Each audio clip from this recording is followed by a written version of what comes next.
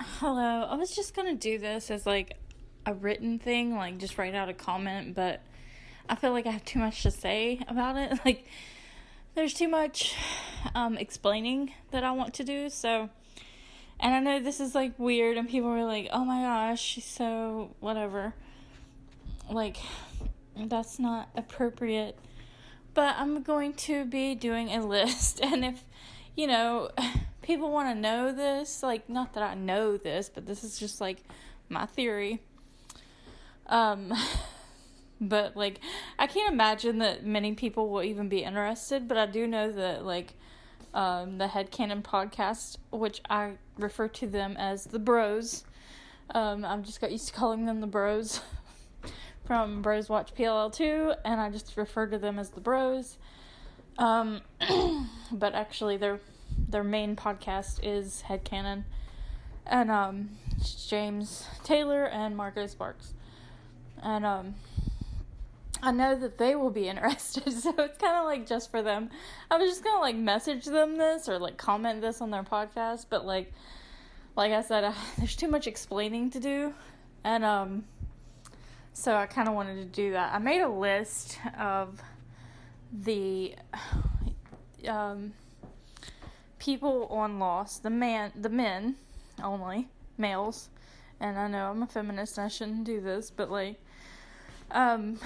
so I have this weird, like, I wouldn't say it's a gift because it's not proven, like I haven't never proven it, but I have this like thing where I'm just like, let's, it's kind of like, I feel like it's pretty accurate, but it's like thinking about and intuiting, like when somebody asks, like, oh, let's say all the guys have lost, which one is the best in bed?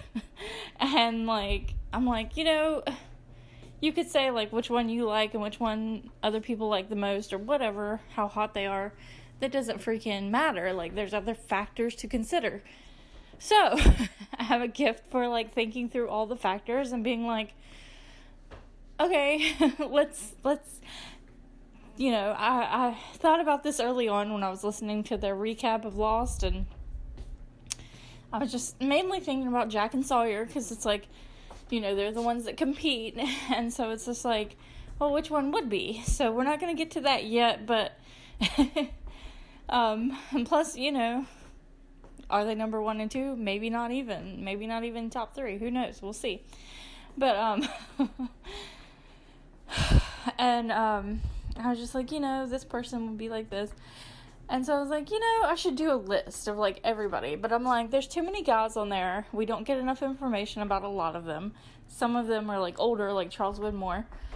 I don't want to, But I did, like, leave in some older people because they're such main cast members, so since they're so central to the plot. So I'm like, I'm not doing side characters, and I decided, like, how do I do this? Who is exempt from it? Who am I not paying attention to? So I just decided to only include the males that are in 30 plus episodes. Like, they have to be in over 30 episodes for me to include them in the list, and that ended up being 15 people. It was exactly 15. It wasn't my choice to pick 15. That's how many males were in over 30 episodes. So I've got a list of 15 from worst to best. So like 15 being the worst. And, there are, this is not just main characters. There are some side characters, but they're not like out there. 'Cause like I said, these people are in at least 30 episodes. So, we'll get to it. The worst of the 15. Ben Linus. Okay? And let me explain. Like, I'm not trying to bash Ben, but let's think about this for a second. Let's talk this through. First of all, no offense to Michael Emerson at all, but Ben is not that cute, for one thing, but that doesn't actually matter. That's not a thing that I'm factoring into this, really. I mean, of course it factors some, but it's not a big issue with this. This is purely personality. Okay, So Ben Linus, he's not that cute, so it would be hard to be attracted to him, I guess, to begin with. So, but that's not the issue here with Ben. The main issue is, and I'm judging them based on, like, you could go from, like, the end of the show completely, or, like, what lessons they learned and how they turned out. I'm not doing that because that would change things a lot. I'm going off of, like, the majority of the series. Like, this is based on their personality for the majority of the series. Like, what they act like the most, for the longest period of time that we see them. Okay, so, like, Ben, for example, like, by the end of it, has changed a lot. So if we're just going off of, like, Ben on the very last episode, how he would be after the show wrapped, like, he would get a better score, because he's a better person. So I'm not judging them based on, like, how they are after the series wrapped, or, like, based on 1 or 2 episodes. I'm going through, like, the average, you know what I mean? Like, mathematically, like, for the most of what we see of them during the series, what their personality is, etc., I'm going off majority personality of the series, okay? So Ben, a lot of what we see of Ben is bad. And, being a bad person doesn't automatically mean that, like, you're bad in bed, but with Ben, he's very selfish, okay? Like, his problem is he's super selfish.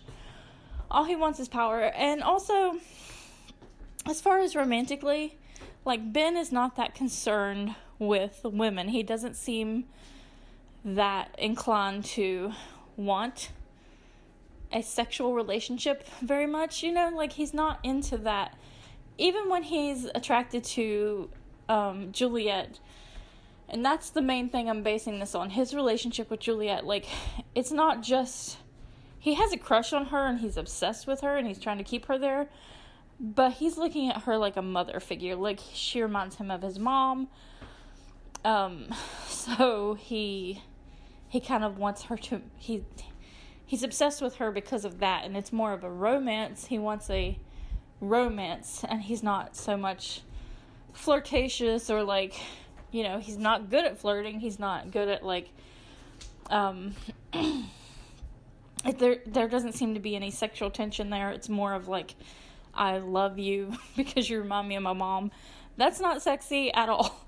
And also, it's an obsession, and we see very clearly that not only does Ben not really care about her feelings, like, he doesn't care, and he would be selfish, I feel like, very much so, because he doesn't care, but also he's not able to intuit what she feels. Like, Juliet continuously sends out signals to Ben that she is not at all interested in him. And he just does not get it. Like, I know part of it is that he doesn't care, and it doesn't matter what she feels to him, which is also an issue. But it's not only that, he really cannot pick up on it. Like, she, wants to have a dinner party, and he comes over. He's having a dinner party, and she comes over, and she's just like, where's everybody? And he's like, oh, no, this is just a date between you and me. And she's like, there's nothing that she's ever done to suggest that she would want that. He doesn't care, and he also doesn't realize it. Like, it's a mixture of him not caring what she wants, but him also not knowing what she wants and doesn't want. Like, if he did know, he doesn't care. Like, so he doesn't know how to read signals from women, which is a bad thing in bed, right? And also, he doesn't care what she wants, so even if he knew, he wouldn't care. He's all about himself, so that's bad. So that's why he's at the end of the list. He's selfish, and I just don't think there's anything positive you could say about him in that respect. Like, there's nothing sexy about him. Ben is a smart person, and, there are some good qualities to him as a person, at the end especially, but, like, you can't say that there's anything about him that's sexy. Or, it's just not. Maybe the only thing that could ever redeem him in that way would be that he's really smart. And, smart people tend to know what they're doing in a lot of situations. So that would be the only redeeming thing, is his intellect. Okay. Next, number 14. I feel gross even saying this because I feel like he's the grandpa. And this is not anything to do with... And I feel like, let's just throw that out there before I get to this. Jacob and the Man in Black. I did not include them because they're not in over 30 episodes, but they are very important characters, I guess, to the plot. Both of them, well, seemingly have never been with a woman, especially Jacob. And the bros kind of talked about this, which is gross, because they were like, oh, I'm not even going to get into it.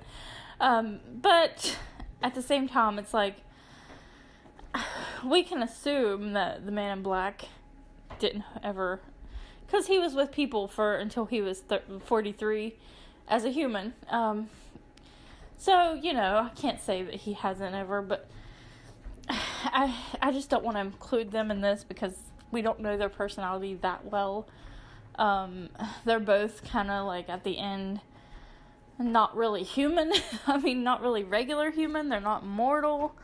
Jacob can live and he's ageless. He's, he seems to tell the future.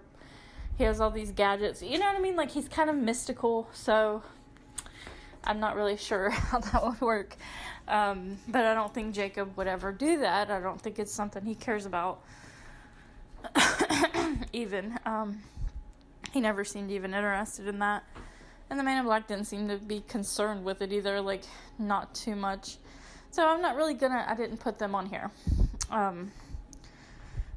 So you can just kind of like, they don't really have much of a personality outside of their like bigger goals.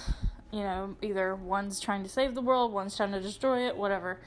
I'm not saying that's their exact goal, but you know what I mean. Okay, so anyway, so I did not include him. So this is nothing to do with like, this is Locke as himself. Only Locke, not Locke as the Man in Black or anything. So Locke as himself only is number 14. Because for one thing, but I did put him higher than Ben only because Locke is nicer. Locke tries really hard to do things right. And it's gross for me because I'm not attracted to him at all. It's weird because he's like grandpa type to me. Like, not just because he's older, but like he has that energy of like, I could play Santa Claus if I wanted to. Not saying he's not attractive at all, because he has pretty eyes and a nice sweet smile. He's cool for like Helen, and that's like a thing that we can base it on, in his relationship to Helen. When they first met, he did hook up with Helen first, just for one night. I don't know if it was the same day, you know what I mean? Like, I don't know how slutty John Locke is, but like, we do know that they hooked up first before they became like in a relationship. And she continued to like him, which I think says a lot. I mean, of course she liked him anyway, and I think Helen would be the type that would like him regardless.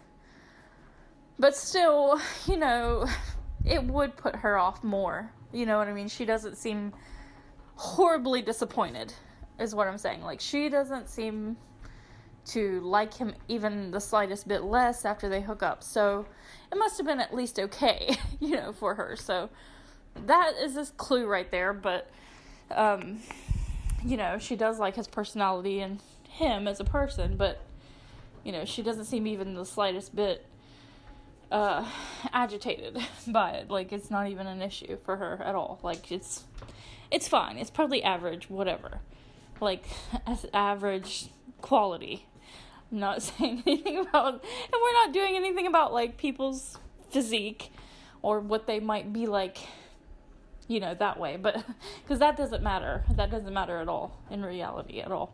So, anyway, John is a kind, and I feel like, he might try too hard. I feel like he definitely would try too hard to be, like, and it would be kind of, like, sad and depressing, like, because he would try really hard and still not be good at it. That's the impression I would get, but, like, it must be okay, at least for Helen, as far as, like, somebody that likes him, like Helen does, it's okay enough. You know what I mean? Like, it's not terrible enough for her to be like, she didn't even consider not talking to him anymore. You know, she wanted to be in a relationship after they hooked up. So, you know.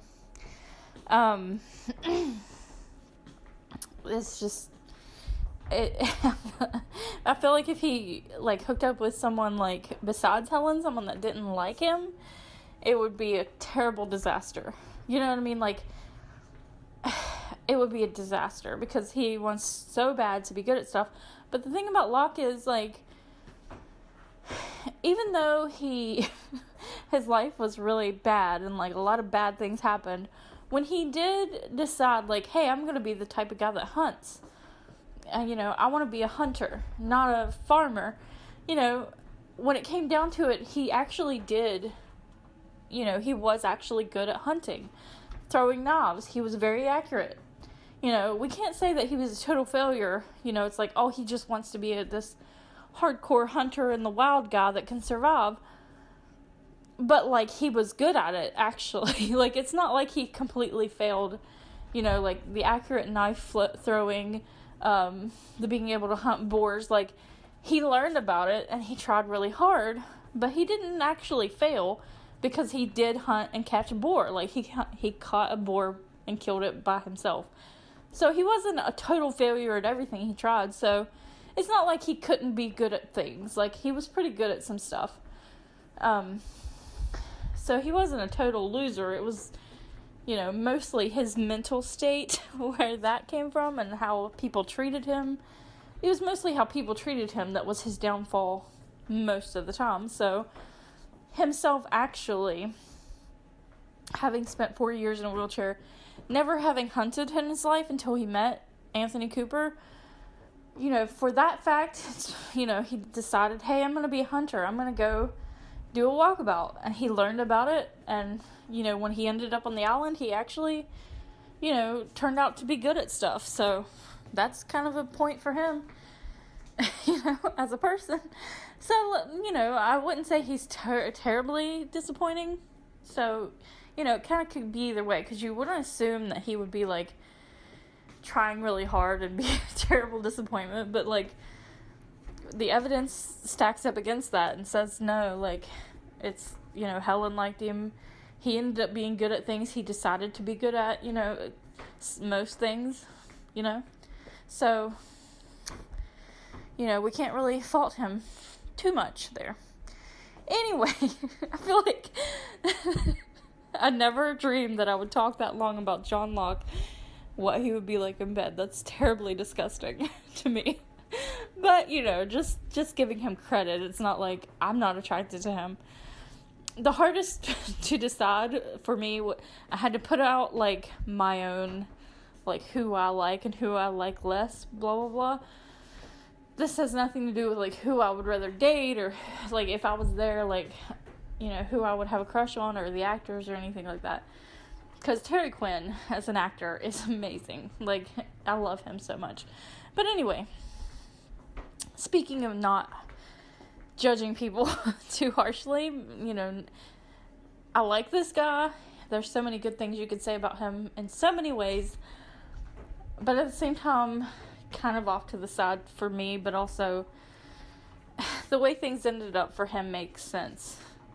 Make a lot of sense. But Hugo, at number 13 is Hugo. And I'm just happy for Hugo that he didn't end up on one of the numbers, you know, because that would freak him out.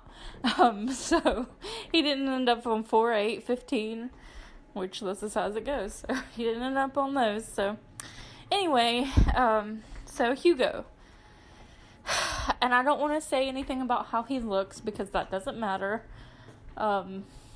He's actually not that unattractive. I like long hair, so it's not even an issue. But I do believe he would be a little unhealthy. It would just, the mechanics of it would be difficult. Just, you know, but whatever.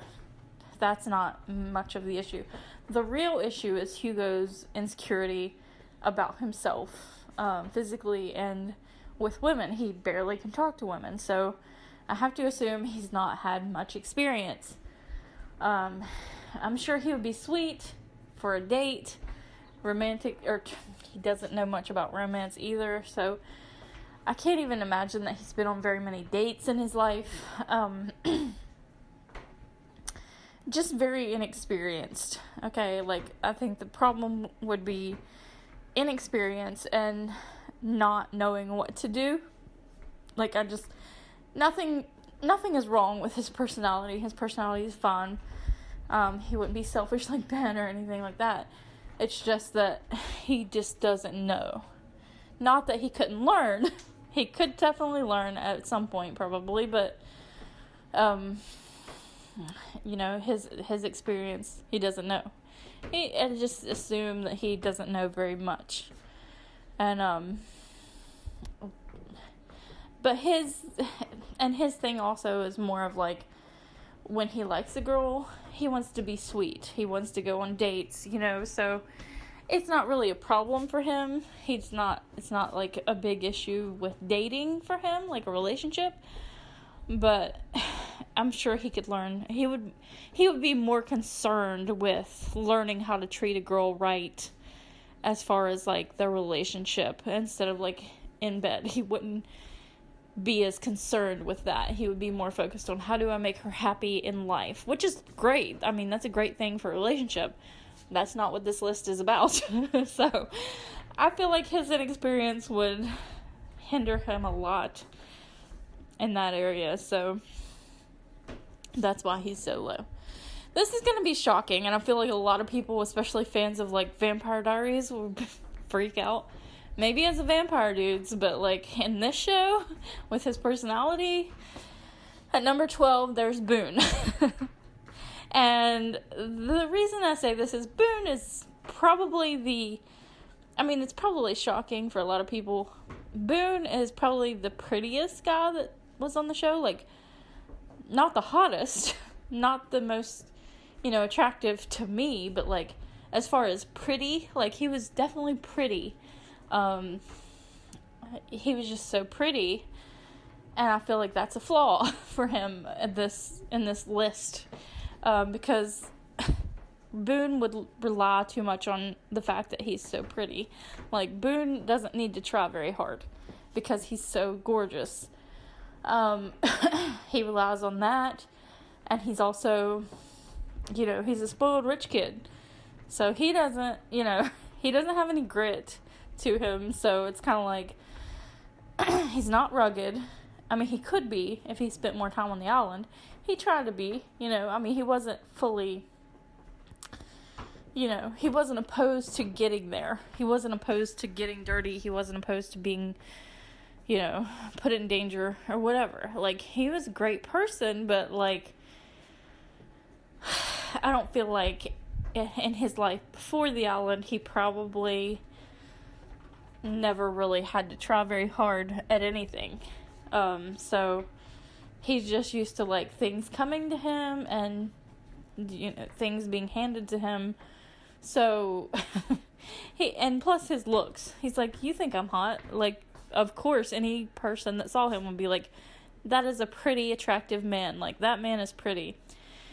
And and plus he's young, so he has less experience. So it's like, I don't know myself. I'm sure I can find out how old Boone is, but he's a little older than Shannon. She's 20, so he's probably about 22, 23. So, who knows? But he's not that old. He's not like in his 30s like most of the guys on the island. So he's a little bit younger. And plus I feel like he's kind of cocky. I think he would be a little bit too cocky and be like, yeah, sure, I can do that. I can do anything. But he actually ends up not being good at it. Like, that's kind of his thing. It's like, oh, I can do it. Like, he has the gumption. He just can't follow through. So, like, his whole thing, like, I'm a lifeguard, and I know how to do this. And Jack's like, sure, go away. Like, just go away. You're in my way, little boy. Like, just go on. So, it's like, he would try. Like, I feel like after the island, Boone would try harder to do stuff because he's like, oh yeah, I want, he wanted to change. He wanted to be somebody that worked for what he had, but he never had to. And plus, we do see that he hooks up with Shannon, which is incest in a way. I mean, they're not truly related, but their parents did get married when she was like 12, so it's pretty gross. It's like they've been step siblings for long enough for that to be really disgusting. And they hook up, and Shannon was not impressed. Shannon did not want anything to do with him after that. She was not at all, she was like, for one, she acted kind of like it didn't happen, but also she had like some more disdain for him than she had previously. Like, I feel like, she's like, that was not at all, she was not happy with it. I mean, she was not happy with him. There was a lot of emotional stuff there, but it didn't seem to win her over at all. So, yeah, sorry, Boone, but you're way low on the list. Even though you're pretty and sweet, like, for this list, nah, sorry. Number 11. I love this person so much, in so many ways. And I'm so glad that, like, when I started listening to how the bros described him, I was like, finally some appreciation, which I did read up on, like, the critics, and he got a lot of praise for being able to step in the middle of the series and just take over. I mean, he doesn't get enough credit for that, though, because he just steps right in there and is just, like, taking over, and, like, you're drawn to him in ways that you can't explain, and there's just so many good things to say about not only the actor, but the character. It's well written. The actor doing things that just make you want to watch this person, and it should make you uncomfortable, but it doesn't, and you just love him immediately, and you're just like, I want to listen to this person talk about the most boring stuff on earth for hours. Who wants to listen to somebody talk about physics? But this person makes it interesting. And I'm talking about Mr. Daniel Faraday. And I'm calling him Faraday because I know at the end he's Widmore, but whatever. He's Daniel Faraday. And that is a thing that I kind of figured out because his mother's last name was Eloise Hawking, which they got that last name from Stephen Hawking, of course, probably. But Eloise Hawking, was her name. And then, in the real world, in Purgatory, they were Widmores. Both of them were Widmores because Charles Widmore is his dad. And Charles Widmore was always his dad. But, so, the bros asked this. They're like, where did she get the name Faraday? And I was thinking about that, and I'm like, Faraday is probably the guy that Eloise pretended like was Daniel's real dad. Like, I would assume Faraday is Daniel's stepdad, even though we didn't see him have one. Maybe he didn't have one anymore, or maybe they never did get married, but like she was like, oh, your dad is this guy named Faraday. You know what I mean? Like, your real dad is, because she never told him that Charles was his dad, so we have to assume she told him someone was his dad, so she probably said, oh, his dad is so-and-so Faraday. So I would just assume that Daniel Faraday comes from, like, what I would just say, his stepdad, whatever. Who she said was his dad. I just call him his stepdad, because that probably happened for, like, because we never see her have a husband, so I assume they got divorced. He probably, she had to tell him he had a father somewhere. You know what I'm saying? I'm explaining this 50 times and whatever. Anyway, we're not even getting into the meat of this, the real point of this. Daniel Faraday is awkward. He's a little bony guy. Like, he's a little dude. I mean, he's cute as heck. He's lovable. He's great. He's, I can't say enough good things about Daniel Faraday because he's just a button. He's just, like, when he's crying about the saddest, most heartbreaking thing, like, it's so freaking heartbreaking when Eloise talks him into going to the island with Charles, or for Charles. She knows what's going to happen. She knows that she's going to kill him when he gets there. So, it's so sad. But then what makes it so freaking heartbreaking is he's in this mess with his head.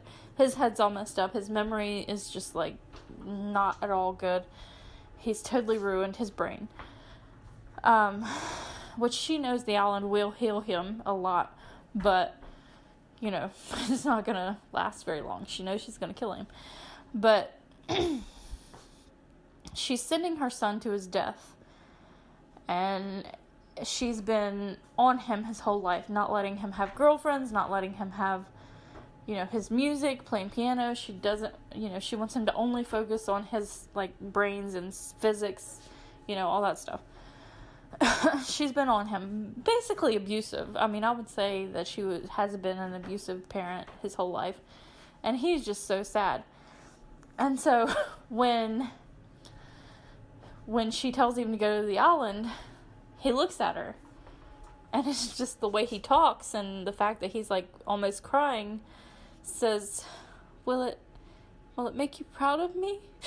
And I'm just like, that's the saddest freaking thing. Like, it's so sad, and it's just like, oh my gosh, like, watch that scene and hear him say that when he says it, the way he says it. Oh my gosh, it's so heartbreaking. But Daniel is smart. Okay, so that gives him some points here. As far as, like, with a girl, you know. And, of course, he would be a great boyfriend. Like, that's no question. But as far as, like, in bed only. And that's the thing. Like, there's a difference between, you know, and that's what I'm going to get into later with some more characters. Is, like, whether it would, like, are we saying, like, how they would be, like, you know, for a one-night stand, or how they would be in the long run over a long relationship. That's where I had trouble with number 1 and 2. It's like one would be, you know, one way and one would be the other. So I'm sure Daniel would be fine in a relationship. It would be fine. You know what I'm saying? Like, he's smart enough to know, like, he's super smart. He's a physicist, so he knows how things work.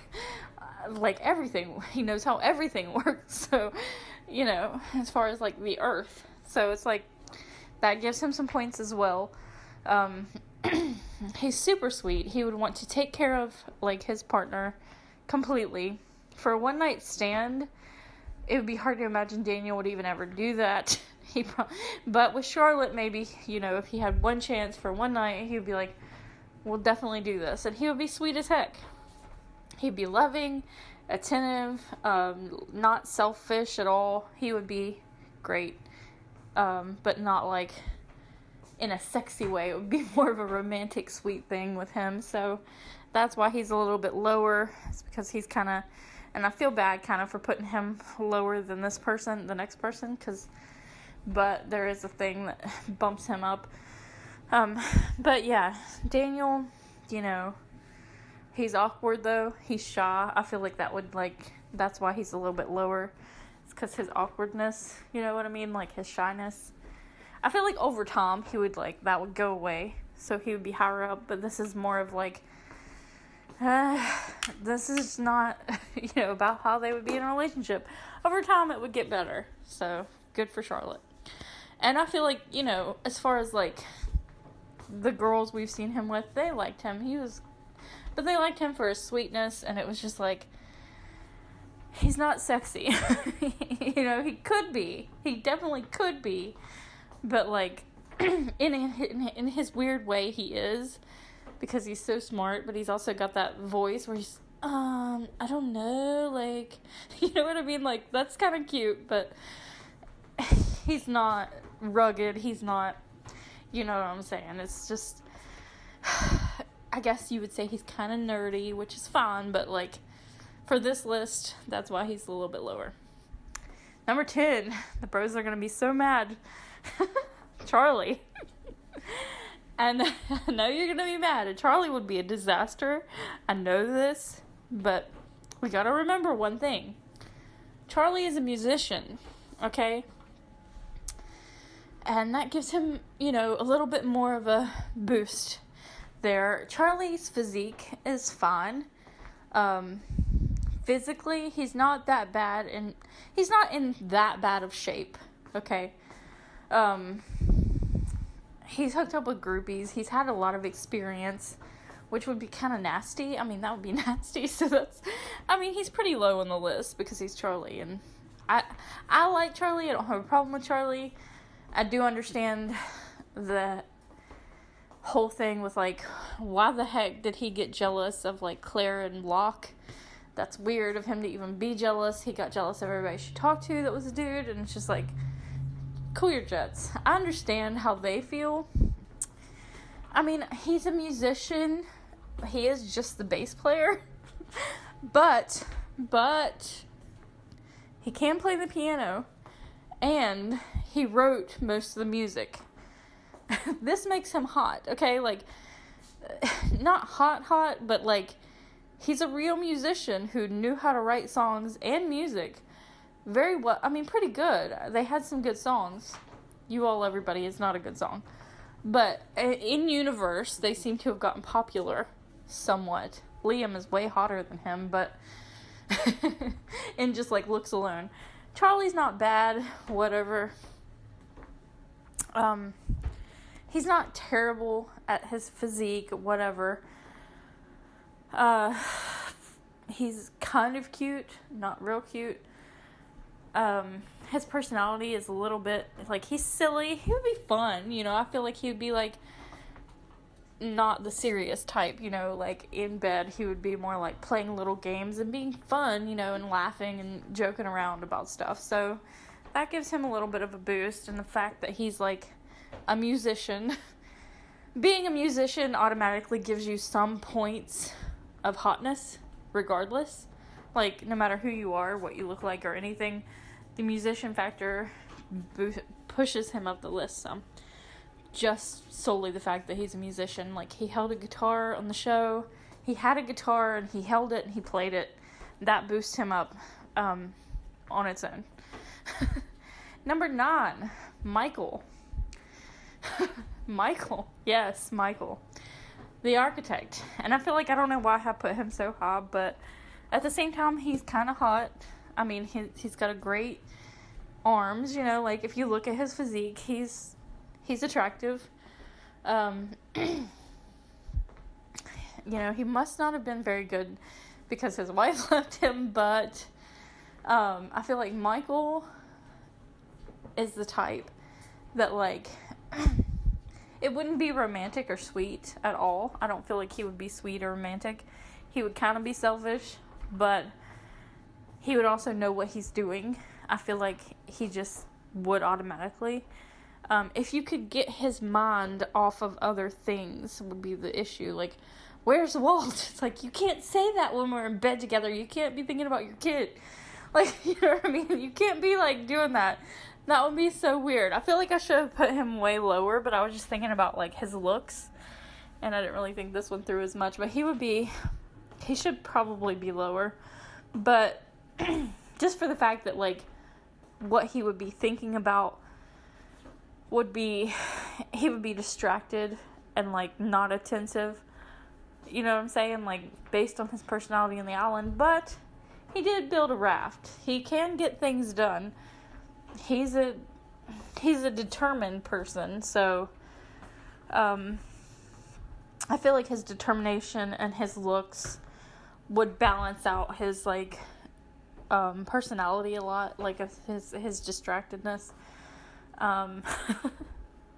He's got this anger about him, this inherent anger, and so he would be kind of, like, rough, so that's hot. So that's him. Number 8. Just because I like him, I put him a little bit higher than Michael. Miles. Miles is a sarcastic, you know, he's not super hot or anything, but, like, he's cute. He's got this, like, when he was a teenager, he had this, like, angst. So he's been through all that. He's kind of, like, dark. He's, you know, kind of dark, sarcastic. And that's kind of cute of him. But he's smart. And he's just an all-around good guy. Like, I feel like he would be average. I think when we hit 8, like, Michael's kind of bad at it. And the reason I put Faraday down with the bad ones was because of his awkwardness and shyness. even though I love him. But I think Miles is kind of right at the average mark. I just realized when I wrote it down, 8 miles. Number 8 is Miles, and when I wrote it down, it says 8 miles, and I'm thinking of like 8 Mile the movie, whatever. So, but I feel like Miles is just at average. He's just at that point of being like just satisfactory enough, but not in a bad way. Like, I feel like there's no complaints. You know, it's a compliment. There's nothing much to say of why he would be great at it, because I don't feel like he would be great at it. I just feel like he would be fine. You know what I mean? Like, it's fine. So that's why I don't have much to say, because he's not that type of person. He doesn't seem like a very sexual person to me. He didn't have any relationships on the show. So it's kind of like up in the air of like, yeah, he'd be fine. He's fine. He's right at average. Number 7, Lapidus. This is where we're getting into like the good ones. Like, instead of being average, they're like slightly above average of like quality. Lapidus, he can land that plane. It doesn't matter what the situation is. He landed a helicopter in the middle of a freaking like time warp, also like electrical storm. Like, there's lightning, there's thunder, but there's also like time issues. And he drove that freaking helicopter right through there. He landed it. I love that scene where they're like, where'd the helicopter crash? He's like, crash? What kind of pilot do you think I am? I'm like, he's amazing. Even the second time, when they planned to crash on the island, he did not crash the plane. The co-pilot didn't, he had a crash landing. It didn't crash so much as like he had a crash landing, but he did set it down. He's an amazing pilot, obviously.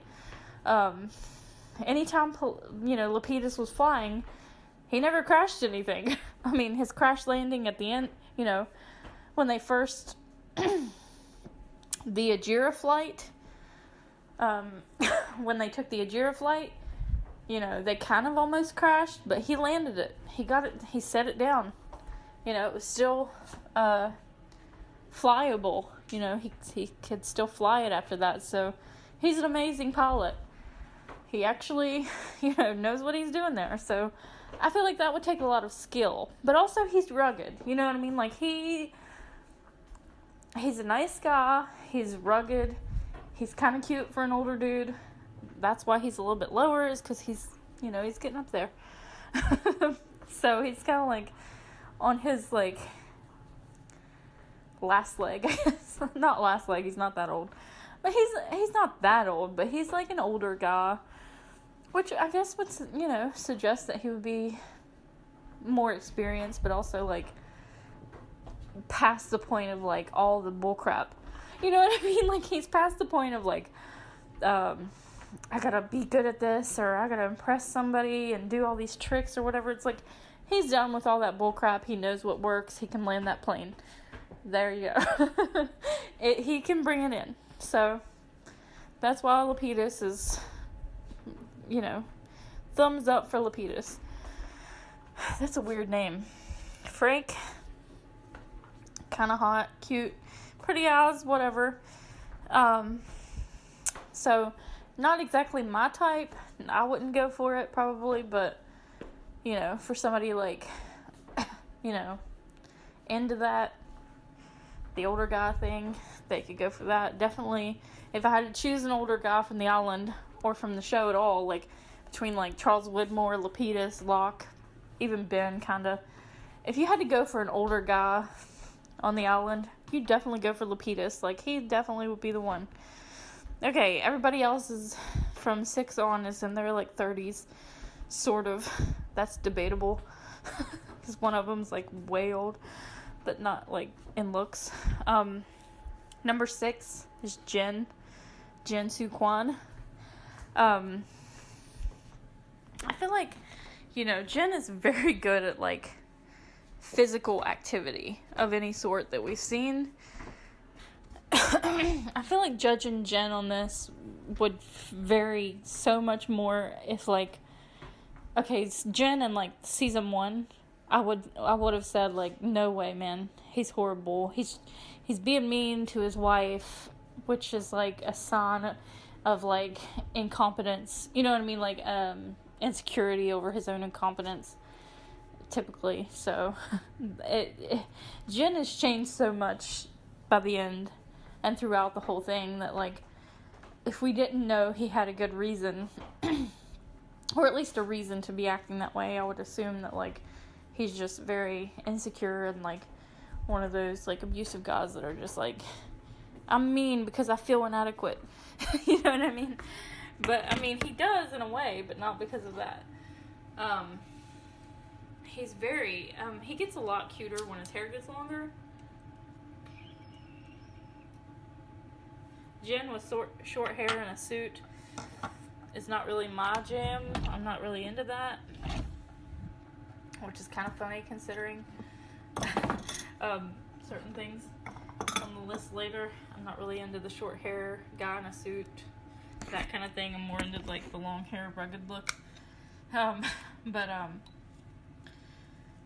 Jen, when he gets longer hair and he gets to be, like, in the Dharma thing, and he's very good at, like, physical, he's athletic, I guess is what you call it, when he beats the crap out of Minkowski, like, he's capable of, like, beating people up, so he's physically agile and strong. His muscles get, like, he's super ripped, like, even before he gets on the island, he's pretty ripped. So he's kind of hot, you know, so it's like, but I feel like Jen is, like, he's, you know, pretty good at it physically, and even, like, emotionally with Sun, when they get connected, when they're getting along, I feel like he would be attentive and loving and blah, blah, blah, but it's like, he's married to Sun. I don't think he ever cheated on her, so he's more of an emotional person with her. I'm sure it's great for her, but it's like, you know, any outside person, it's kind of like a secret between them two, you know what I mean? Like, they're a little inside secret of, like, my husband's great in bed, you know. Son's like, heck yeah, but, like, we don't have to tell anybody, and he doesn't care about people knowing that. He's not, which is a good thing, you know. Actually, he doesn't really try to brag about himself in that way. He's just like, whatever, people, it's none of their business in a way. So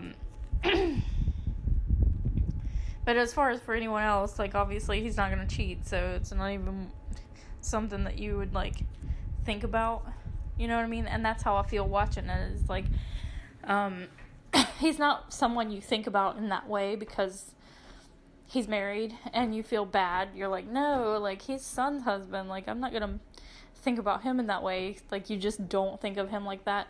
When he does come out with the long hair and the Dharma gear, you're like, well, Jen's looking nice, you know. He's looking pretty good. That curly long hair, nice. He's improved. It's pretty hot, you know. But that's about it. You're kind of like, well, you know, he's the married dude that you don't feel attracted to because he's married.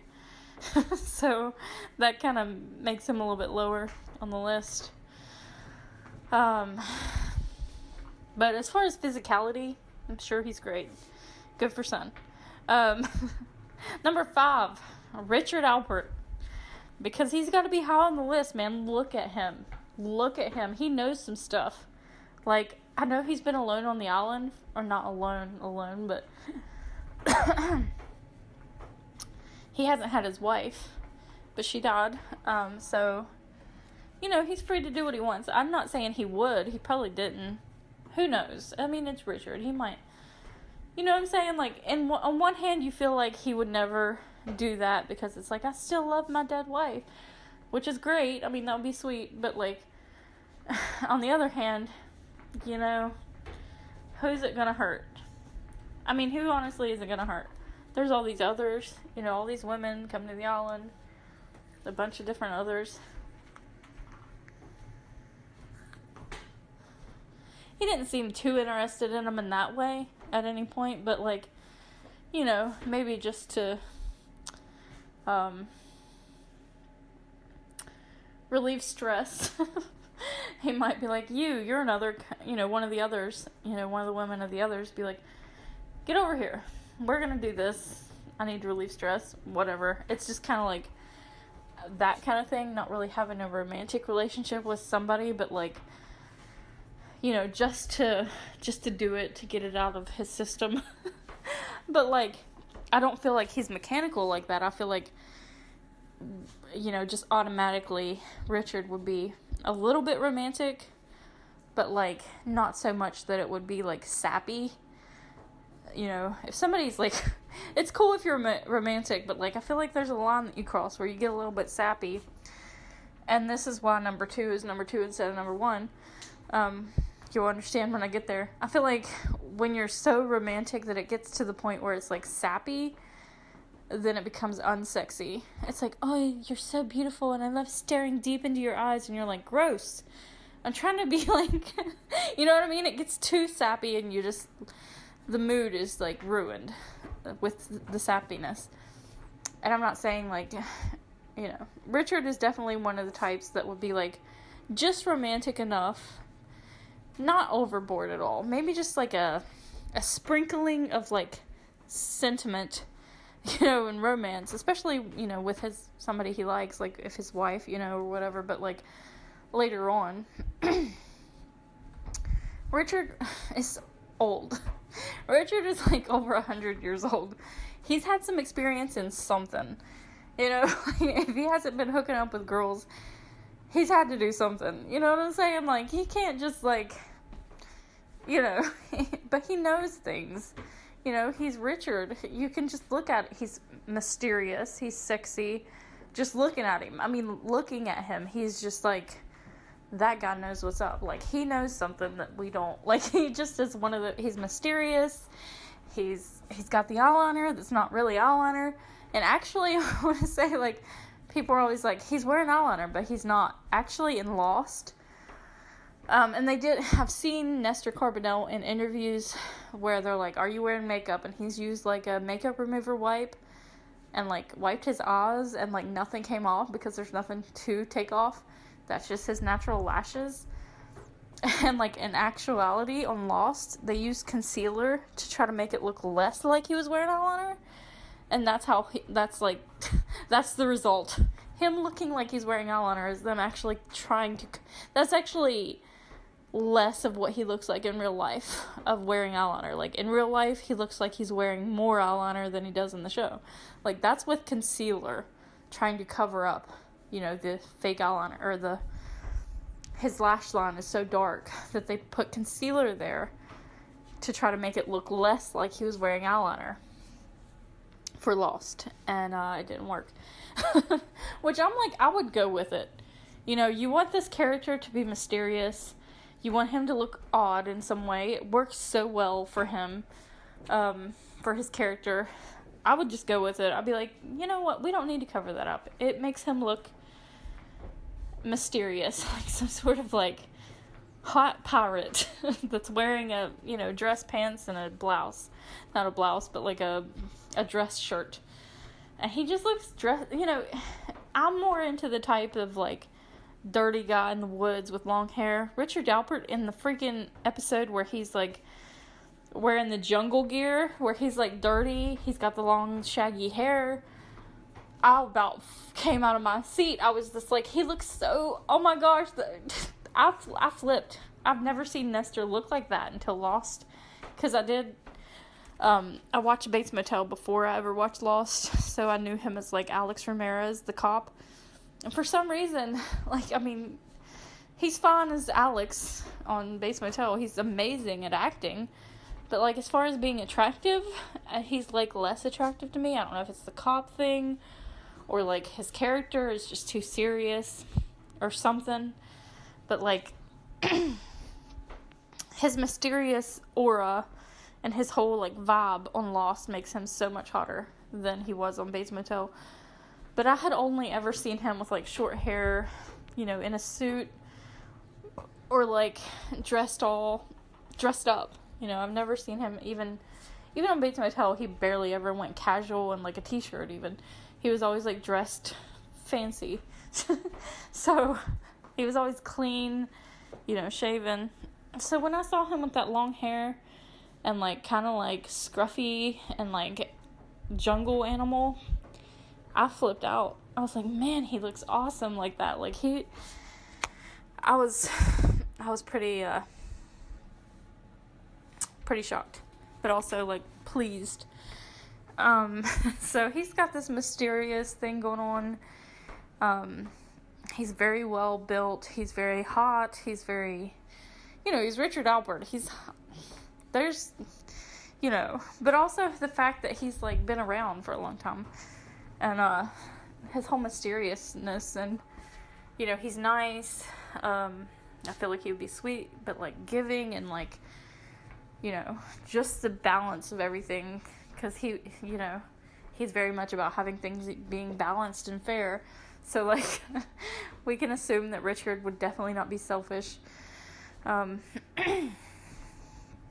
know, he's just, you know, he's Richard. He's hot. That, you know, maybe it didn't work for Boone being attractive, but, like, for Richard it does, because he's got, you know, he's not just hot in looks. He's hot in, like, presence. His presence is hot. He's got this sexy vibe at all times. So, you know, and he's not too full of himself about it. Like, he doesn't even realize it. He's just automatically, naturally that sexy. Like, he's not even trying. So, you know, there you go. Number 4. This has a lot to do with a person, aside from number 4.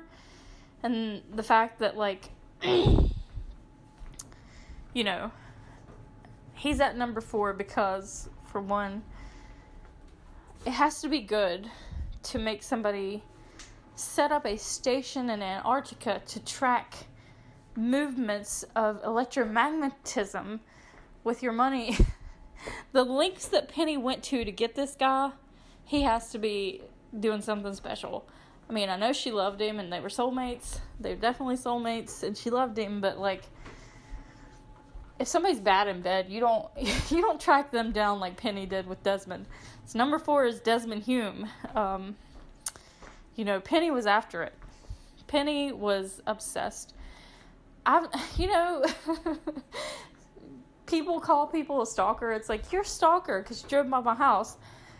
Let me tell you something. Nobody has reached Penny Widmore levels of stalking. I feel like, you know, if Desmond didn't like her back, it would be super creepy, but he does, so it's actually really romantic. Nobody's went to that level before. In the history of any show, even, I've never seen that level of tracking someone down. And it, you know, I'm glad she did. I love Penny. She's great, but it cracks me up how, like, the lengths she went to. It's so romantic, and, you know, they are soulmates, but it's also like, wow, girl, you really like that. I'm not going to say the dirty word, but come on now. That says a lot for Desmond. I mean, you know, when they first started dating, he was jobless, he was dishonorably discharged from the army. He was pretty much a loser, in the way, on paper. You know what I mean? Like, Desmond didn't have any job. He didn't have any, like, goals. He was kicked out of the army. He was put in, like, army jail. She's a rich, like, heiress. You know what I mean? Like, she's got lots of things going for her. And Desmond's just a poor sap, you know, that she met, who tried to be a monk, and that failed. Like, he's failed at, like, a lot of things, but we don't even notice because he's so awesome. Desmond is awesome. You know what I mean? In real life, in the regular real world, you know, Desmond is awesome and special and everything, but, like, if we look at on paper the things he's done and been through, he's a loser. I mean, like, just as far as, like, if you only knew his job situation, you would think, man, that guy's a loser. You know what I mean? He's a total loser. He failed at the army. He got dishonorably discharged spent time in army jail, got kicked out of being a monk, failed to go to his marriage, apparently. Like, he bailed on his, like, wife, or not wife, but fiance, who wasn't Penny, like, a whole nother fiance. He bailed on her to go be a monk. And, like, you know, he's had a time.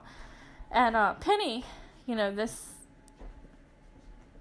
super wealthy heiress who, you know, has foundations of, like, charity, you know, and all this things she's got going on. She's very successful in her life, and she wants Desmond. And I know it's about love and soulmates, but it's also like, what's he got going on, you know, to make her track him down, not only in, you know, she tracks him down at the stadium where he meets Jack for the first time, which I have to say this. When he first goes to meet Penny in Purgatory, he goes to find her at the stadium where he first met Jack. And I'm like, it's kind of weird that Desmond's going to look for his soulmate at the location where he first met Jack. Does this imply that Jack is, like, not in a romantic way, but Desmond and Jack are, like, bro soulmates? Because I feel like they are.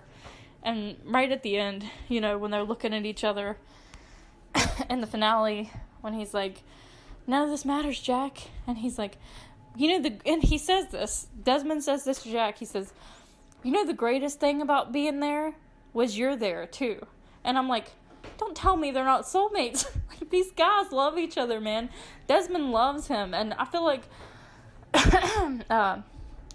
what's his name? Henry Cusack is the actor's name that plays Desmond.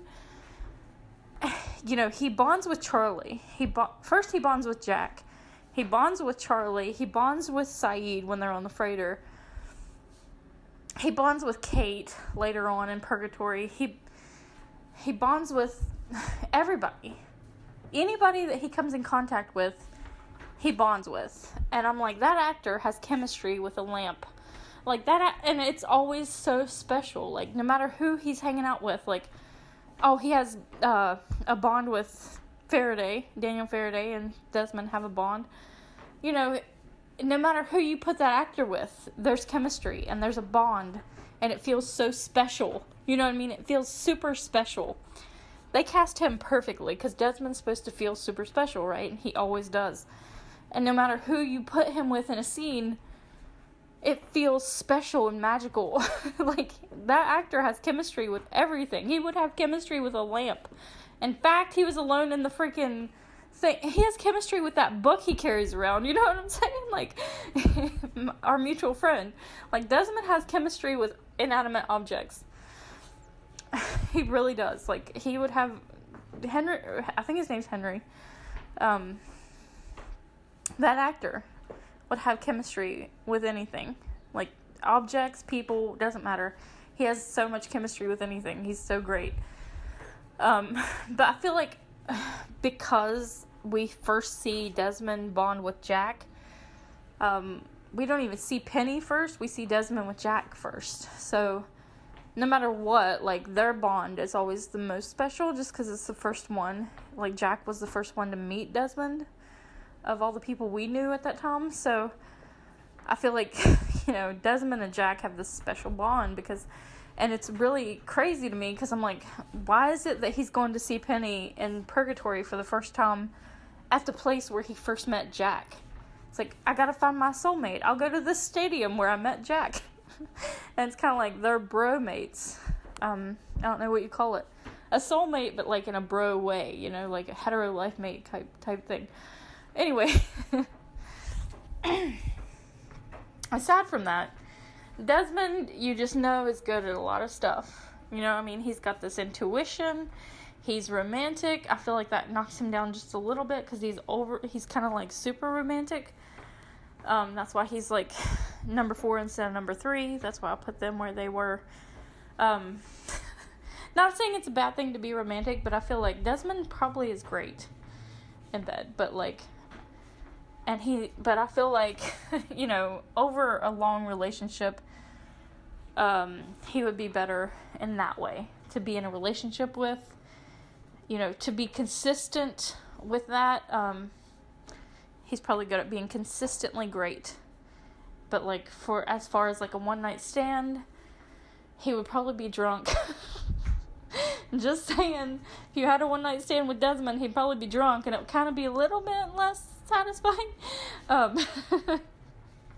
But, like, you know, good, and probably great, but still, you know, I don't see, and nobody else could enjoy being with Desmond, really, because he would always want to be with Penny, so that, he's more of a monogamous guy, like, he's more into monogamy, so I feel like that whole romantic factor would just, you know, it's great for Penny, just kind of like Jen, it's like, yeah, it's great for Penny, but it doesn't do much for me. Like, Desmond's sexy as heck, like, Desmond is sexy and awesome, he's wonderful, in so many ways, but, like, he would be great for Penny, you know what I'm saying, kind of like the whole Jen situation, it's like, yeah, that's great for Penny, but for just, like, anybody else, he's gonna hold back a little bit with anyone else, even if he's single and available and whatever. If you hooked up with him and you're not Penny, he would hold back because you're not Penny. You know, but for Penny, yeah, amazing. I'm sure it's amazing. So good for Penny. I feel like a lot of these people have, like, soulmates where they're, like, Jen mainly because he's married, and Desmond mainly because they are so connected. Like, Penny and him are just, like, so much of a big romance. Anybody else, any other guys, even if they have soulmates or girlfriends or whatever, they're not so much, to me, I just don't see it as much. It's kind of like, it could go either way. You know what I'm saying? Desmond's super loyal to Penny. It's like, same with Jen, you know, it's basically Desmond and Penny are married in my mind because they're only there for each other. Like, they're all about each other. Like, they have, nothing else matters as much as each other to them. So they're very connected in that way. More so than, like, a lot of people with their own, you know, a lot of the other people on the list. So anyway, and I think as far as romances go on the show, relationships, Desmond and Penny are by far my favorite romance. By far. They have the best chemistry, for one thing. I didn't care. Like, I cared about the other people in romances. Number 2 would probably be Juliet and Sawyer, but it was more concerned about them as individuals. As, like, if they broke up, I would not be super devastated. You know what I mean? Like, I cared about them both a lot as individuals, but, like, as far as their relationship, I cared about it, but not like Penny and Desmond. You know what I mean? Like, anybody else, I cared about them as individuals, but, like, tell me they broke up and I don't care that much. It's not, like, completely devastating. Penny and Desmond, you know, Son and Jen, you know, like, if they had broke up, it would probably be for a reason. When they did break up, it was for a reason. So it's like, I wanted them to be together, but it wasn't the same. Penny and Desmond were the only one that I really shipped. Like, oh, they have to find each other. That was kind of my thing. And Son and Jen, by the end, I wanted to find each other, but it's just like, it's more of a, like, life scenario than a romance thing. It's like, I don't know how to explain it. It was more about them as individuals than their actual, like, ship. I wasn't really shipping them. Well, in Son and Jen, it's like they're already married. They're already decided this is who you're with. It's not so much of a back and forth thing. So Penny and Desmond definitely, as far as relationships go, was like the big relationship. And I guess I'll wait until I get to him to talk about other relationships that I kind of liked. Number 3, Sawyer. I know people would assume him to be higher. I mean, he's pretty high on the list, obviously, but I picked Sawyer, number 3. And I'll tell you why. As soon as I started thinking about this, I was thinking about comparing Jack to Sawyer. And I'm like, Sawyer would be great, but, like, I feel like Sawyer is great, but not as great as he thinks he is. He's one of those types. And I'm not saying he's not great. He is. But, like, I mean, I don't know. But, like, I'm sure he's great. I'm sure he knows. I'm sure he's learned some tricks, whatever. He's definitely used it to con people out of thousands of dollars. So, obviously, he's really good. And, like, you know, number 3 is not a bad spot. You know, I'm not saying he's bad. Number 3's high up there. He's in the top 3, you know, so he's doing it. But, using that to be able to con people out of thousands of dollars just shows right there that he's good at it. Sawyer is hot. Josh Holloway is a model. He's gorgeous. Possibly, as far as looks are concerned, probably the hottest guy on the show. And that's hottest, not like I'm attracted to him the most or anything like that. He's the one that looks the most like a model. He's got the dimples. He's got the long blonde hair. Sawyer with short hair is not doing it for me. Sawyer needs to have longer hair. He looks great with longer hair. But, I mean, he's got it all. As far as looks are concerned, his body is fantastic. Sawyer's very athletic.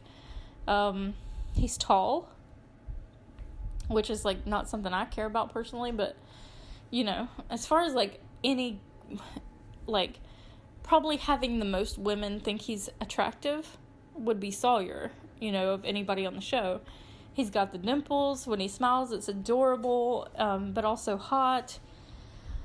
He's just got it all. He's got it all. You know what I mean? Like, and Sawyer as a character, you know, at first, you know, he's kind of a jerk. But Sawyer's amazing. He's a hero. He cares about people. He's protective. And I feel like one thing about Sawyer is, like, he changed a lot after he killed Anthony Cooper on the island. It was like a weight had lifted off his shoulders. And I feel like I'm glad the show did that because, like, he'd been carrying around this anger and revenge for his whole life. And usually in a show, they would have him be, like, killing Anthony Cooper and then he would feel guilty. And I don't feel like that matches Sawyer at all. He didn't feel guilty. He didn't go through this period of, like, I killed somebody. Even though I wanted to, you know, I feel bad, blah, blah, blah. I feel like most shows would have done that. And with Sawyer killing Anthony, it was like, okay, I did what I had been planning to do my whole life. Now, you know, it was like a weight had lifted off his shoulders. And I'm like, I'm kind of, like, impressed that the show would do that and not have him have a plot line where he feels guilty. Because he never did. He didn't feel bad about it at all at any point. And I'm like, you know, Anthony Cooper was a terrible person, so... You know, I'm not saying in real life, killing anybody, even for revenge, even somebody like that, I'm not pro death penalty or anything in real life. But for a show, you know, that's fictional, I'm pretty, like, whatever, you know? Why should he feel guilty? You know, like, as far as the show goes, like, a fictional show, like, I don't think Sawyer should feel guilty. I don't think he needs to. Like, it was like a weight had lifted off his shoulders, and that's pretty much what it was. And he not completely changed. He was still sarcastic, but it was like he had a lightness about him that wasn't there before. His anger was gone. His hurt was gone. He wasn't trying to make people hate him anymore. Like, it really solved his problems. Like, usually they would say, like, revenge won't solve anything, but for him it did. It actually did. Like... revenge did solve all his problems and, like, got rid of a lot of his issues, and he was a much better person afterwards. And I'm like, that's odd, but, like, they did that. And you know, like, he was protective of Hurley and Claire. He became this action star hero, and he jumped off the helicopter so everybody else could make it. He got with Juliet. They had a great romance. I did like their relationship a lot, and them too as individuals a lot. I like them I like them as individuals just a tad more than I like them as a couple. Not saying that, like, I didn't want them as a couple, but, like, they were more important to me than their relationship was. You know what I'm saying? Like, I cared about their relationship, but not as much as I cared about them. Just cared about them as people. But, you know, I just loved them, you know. And when she died, it was like this so awful. And, you know, you grow to actually love Sawyer. Like, Sawyer made me laugh most of the time. He made me laugh more than anybody else on the show. His sarcasm, his wit. He's actually smart. Like, I don't feel like people give Sawyer enough credit for how smart he actually is. He really is smart and intelligent. He's into literature. I feel like I totally could date him. You know what I mean? Like, because, you know, he's loyal too. Like, that's not something you get from somebody that acts like Sawyer usually. Like, I feel like he would cheat maybe, but like, Sawyer probably would cheat on certain people. But I don't feel like he would have ever cheated on Juliet. And I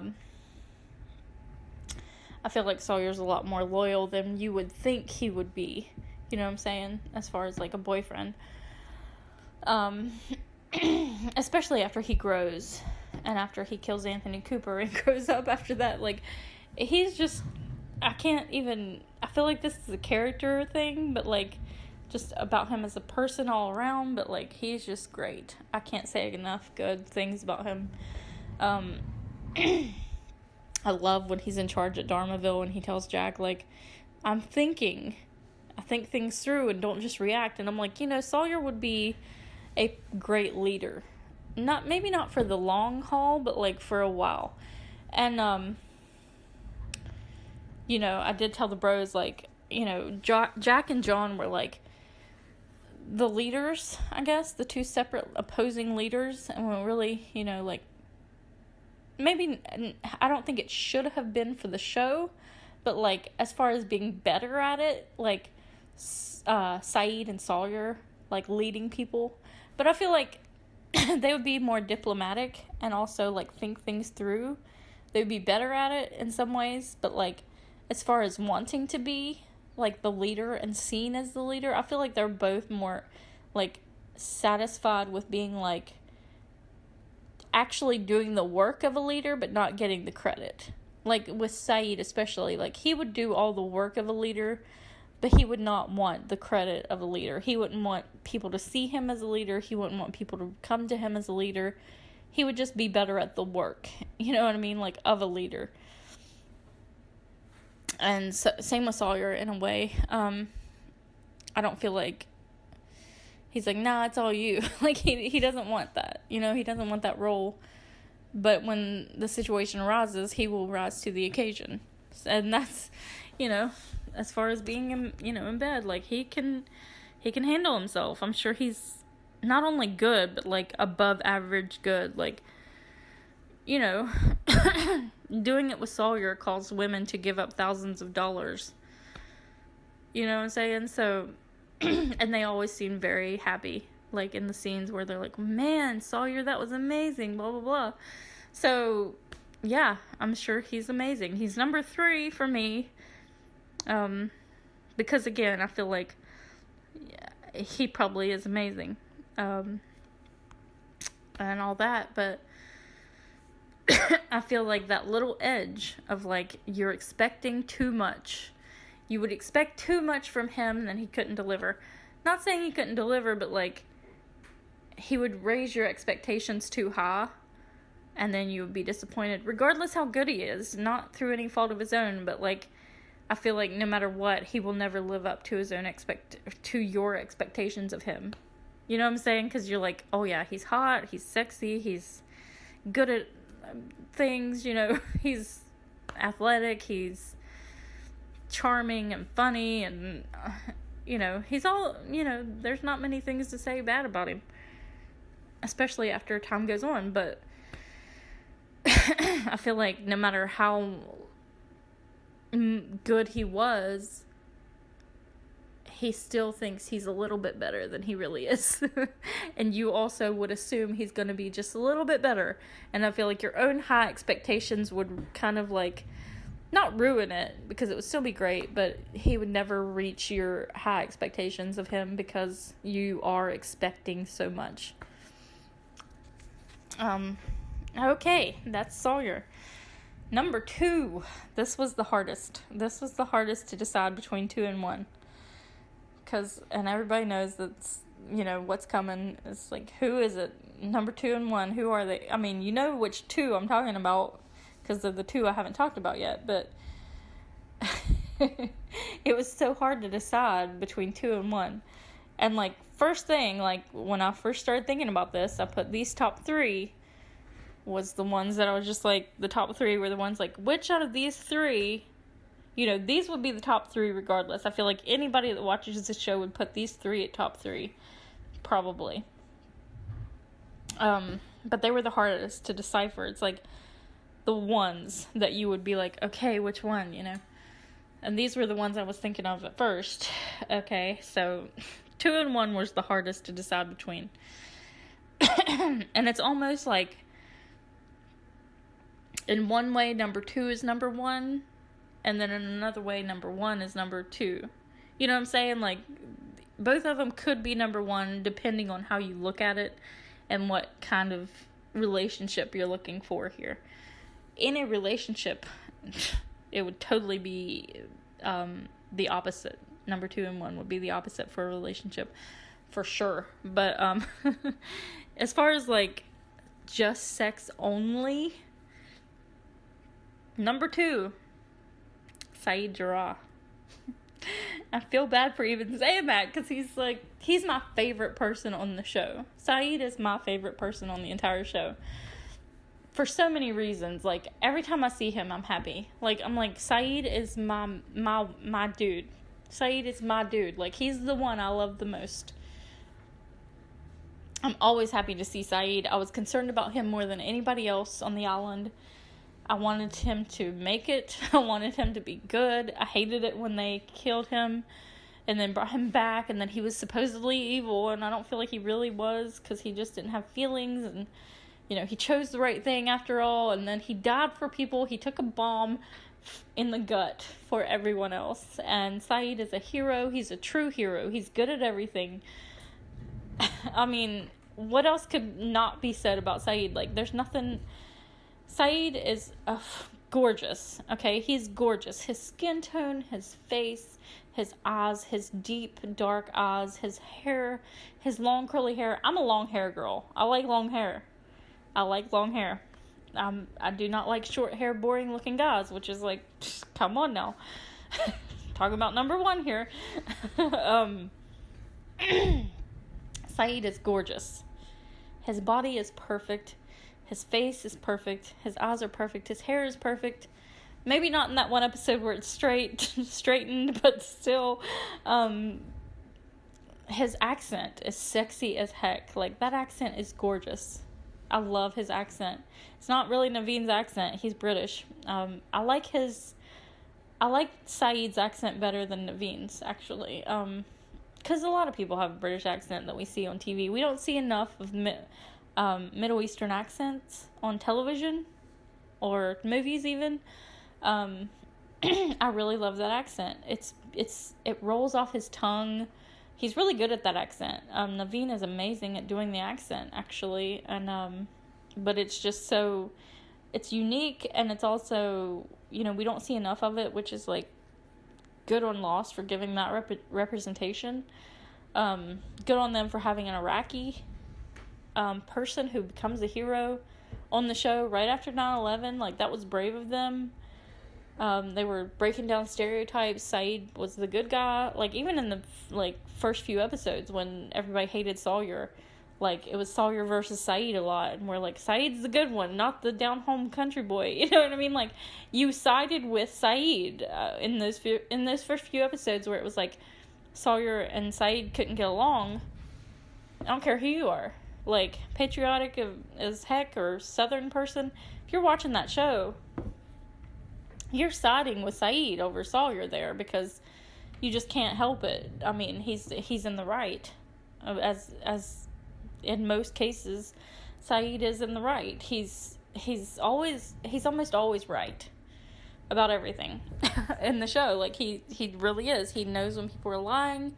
He's right about almost everything. He's brave, he's loyal, he's loving, he cares about people.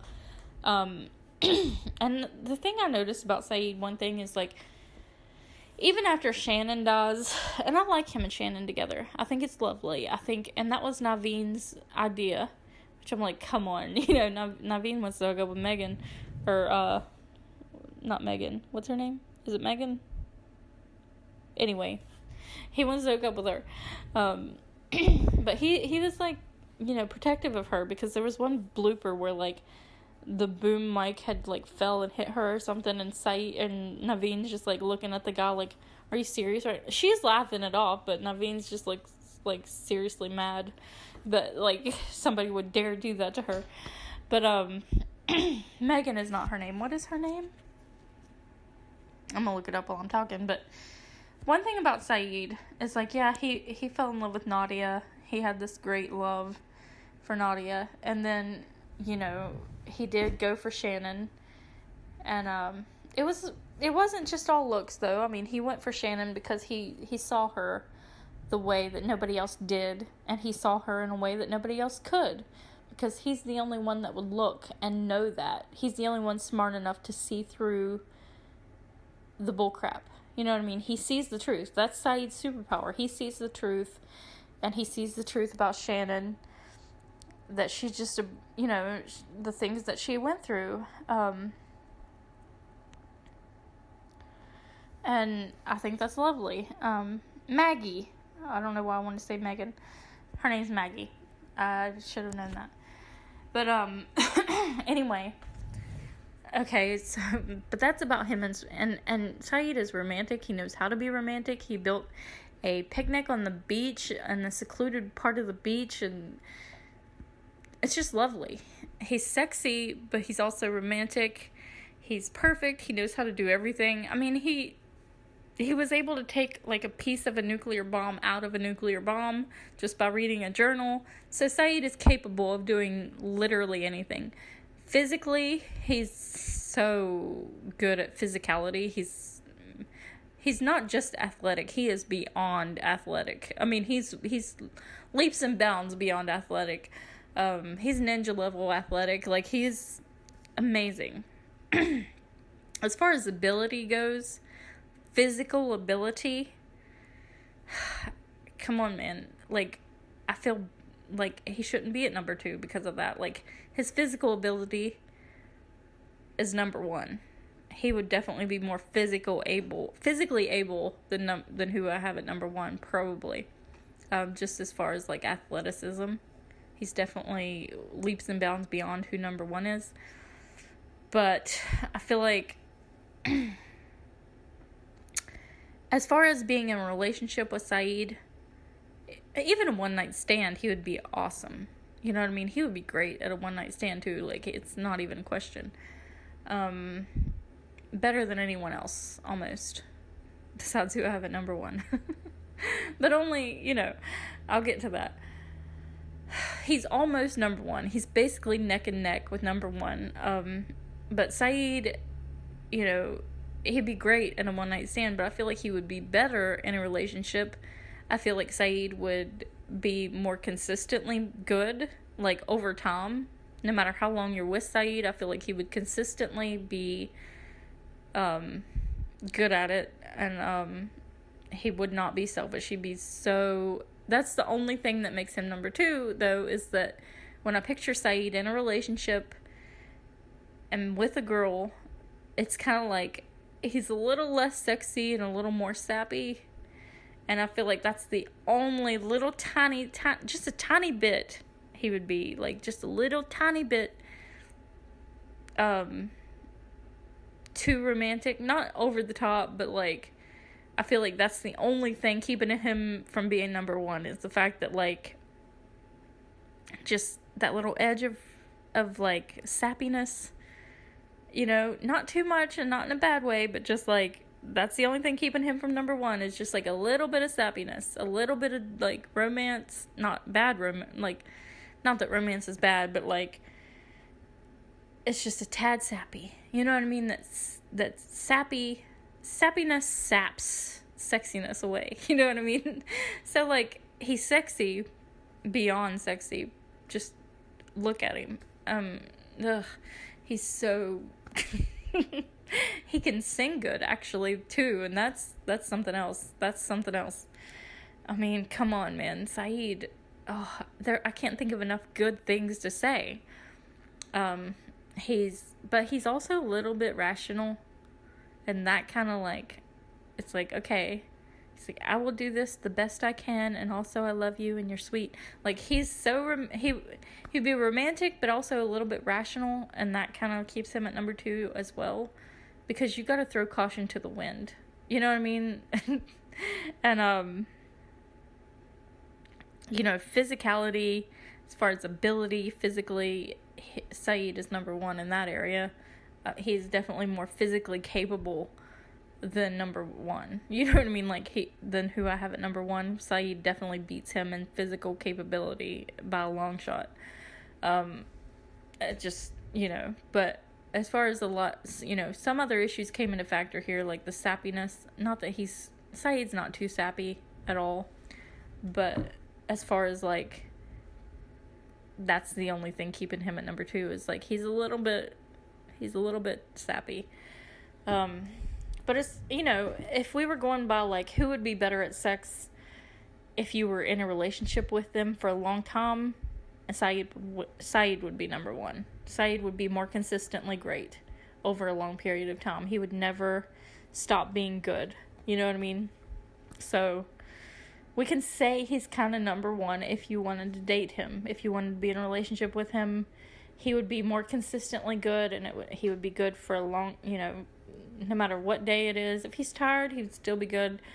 He would be better in a relationship for sex, and also in a relationship for every other reason. Syed would be better in a relationship than number 1 to date for every factor that there is. He would be nicer, he'd be easier to deal with, he'd be smarter, every other factor he would definitely be number 1 to date.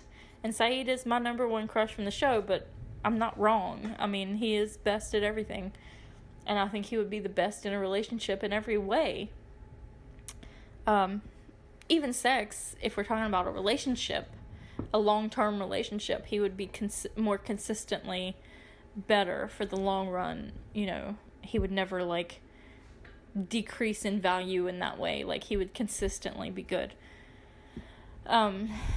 So in that way, if you were going to date him, like, if you were going to date him, Syed would be number 1 at sex. But if we're talking about just sex, just one time, just like, let's go to the island, pick somebody, have sex with them, you get one chance. Who's the best? That's what this list is about. So, here we go. Number 1. Not even that cute to me. Jack Shepherd. Number 1. Because, and not in a relationship. Okay, so if you're going to date him, it would be Syed. But Jack would be a horrible person to be in a relationship with. I could not put up with Jack in a relationship. I really could not. He would be horrible. I mean, but anyway, I can't even get into all the things I think or like feel about Jack, because I just finished the finale like last night. I love Jack. Jack has so many problems, so many flaws. I still love him. But I never, when I first watched it the first time all the way through, Jack didn't even stand out to me. He's just like our proxy, main character, boring guy in a suit, short brown hair, brown eyes, plain as day. Like, he's just not plain as day, but like, he's granola. He's plain, he's the hero, he's the guy that you don't pay attention to because he's not exotic at all. He's not, interesting. Not that he's not interesting. The way he looks is not that interesting. He doesn't catch your eye. He's just average looking. Not that Matthew Fox is not a fox, because he really is. I mean, he's gorgeous, but Matthew Fox is gorgeous. But as far as like compared to Sawyer and Syed, Matthew Fox looks a little boring. Even though he's Matthew Fox and he's perfect, his face is perfect and everything. He's all proportional.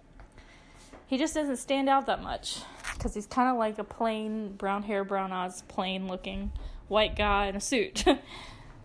He didn't stand out to me that much, but by the end of it, seeing his personality, when he got in that, he got put in that aquarium, and he went insane. He started trying to break things down with those chains. He wrapped his arms around those chains and was like, he went insane. He went insane. And I was just like, I like this a lot. Still wasn't that attracted to him. I didn't realize how much anyway. And then by the end of the series, when Jack died, sorry, spoilers, but like, when Jack died, I started bawling so hard that I was just like, I did not know I cared about this character this much, because here I am worried, the whole time I'm worried about Syed, I'm worried about Sawyer, I'm worried about Kate. And by the way, stop hating on Kate. I have issues with Kate myself, just like I have issues with any of the characters. No more, no less. Well, probably less than Syed, because I don't have many issues with him, but I don't have very many issues with Kate. I have a few. But dudes out there that want to hate on Kate, and the bros brought this up, I just want to say, why don't you look inside yourself and see if that's internalized misogyny? Women and men that hate on Kate, it's internalized misogyny. Kate don't have no more flaws than Jack or Sawyer or anybody else. She has some flaws. She gets on my nerves sometimes, but so does a lot of people on the show. We forgive Ben so quickly, even though he committed, basically genocide. Ben was, miniature Hitler. You know what I mean? Ben was Hitler light for, most of the show. But we forgive him so quickly because he loved his own daughter. And it's Kate saved everybody. She's the one that defeated the bad guy in the end, actually. She risked her neck multiple times to save different people. She, the only time she did anything bad, she killed a guy because he was beating her mom. Who can blame her? She drove away, her house exploded, and she drove away on a motorcycle. She's hardcore, and she's awesome. So many times Kate was awesome. So many times she did things for other people. There's a lot good to say about her, too. There's bad things to say and good things to say, just like everybody else on the show. The reason you hate her so much is because she's a woman, and don't even at me. That's the truth. If you hate Kate, it's because you're a misogynist. I'm sorry. I mean, you can dislike her. You don't have to like her as a character. You can point out her flaws. You can criticize her. I'm not saying you can't have opinions about her, because I have opinions and criticisms of her too. But no more than anyone else. No more than Sawyer. No more than John Locke. So let's just get that straight. You're hating on her. If you're hating on her to that level where you just can't stand her, where you just want to talk about how much you hate her all the time, I guarantee you're a misogynist. Anyway, that's out of the way. That being said, I never was much into Kate and Jack's relationship.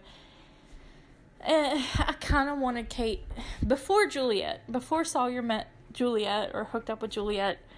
I was more team Sawyer and Kate, just because I felt like they understood each other more. They were more alike. They were both kind of they just were more alike to me. I just felt that. I understand why Kate didn't eventually, just from watching it more than once. Kate was attracted to Sawyer a lot, and they got along, and he made her laugh, and everything was great. I felt like it was more hot.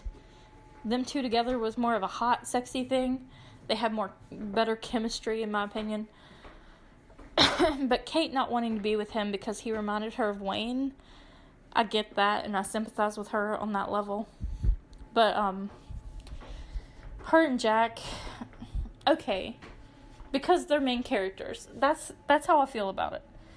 The only thing, it's not that I want them to be together. It's not that I don't want them to be together. It's that I feel like the only reason people shipped them was because he's basically the main dude. She's basically the main chick. You know what I mean? The only reason anybody shipped them that much is because of the females, Kate was on their most, and of the males, Jack was on their most.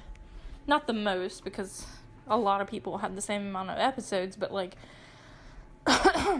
we all know that Jack is basically the main character. We all know that of the women, Kate is on there the most.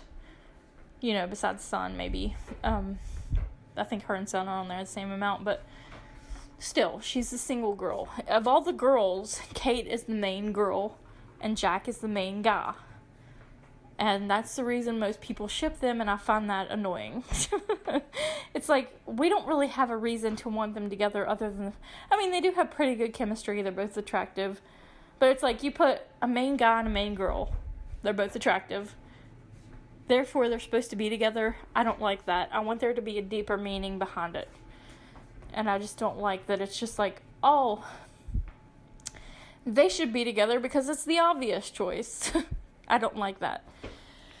I have no problem with them being together. I just don't care as much. When they didn't end up together, like when she left the island and he died at the end, kinda. You know what I mean? In that timeline, it didn't really bother me. Like, it was sad that they had to leave each other. It was sad that he was dying, regardless. Even if they were just friends, like, it was sad. Like, I was more sad. What touched me more was, like, Jack and Sawyer's friendship, or, like, Jack and John Locke's relationship. That was more touching to me because it had more of, like, a personality impact. It was built up over things that had happened instead of just, like, we're the two single hot people that are the main characters, so therefore we are soulmates. I don't like that. I don't like that at all. I'm just like, give me more things for them to connect over. I don't feel like Kate and Jack connected over much. Really. I don't think they had much in common. That's why before Juliet and Sawyer got together, I was more of like a Sawyer and Kate person. Because I feel like they had things, to connect over. And like Kate and Jack were just like, I don't feel like they had, as far as personalities, I don't feel like they connected well with their personalities. Even though I like both of them individually, I just don't care if they're together or not. But anyway,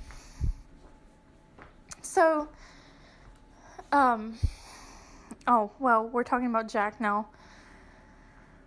I was really sad when he died, and then when I watched it over, I was like, man, that dude is insane. And then, like, I'm like, the best Jack is the Jack that's crazy.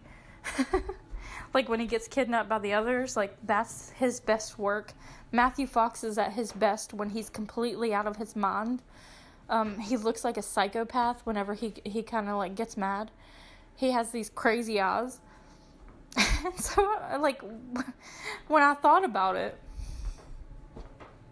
him being crazy, then I had a dream that I was, like, dating him, but he was, like, older than me, even though Jack as a character is not much older than I am right now, but, he is older, but not much, and, well, actually, when he gets on the island, he's my age. When he first lands on the island or crashes, he's my age, which is weird to me.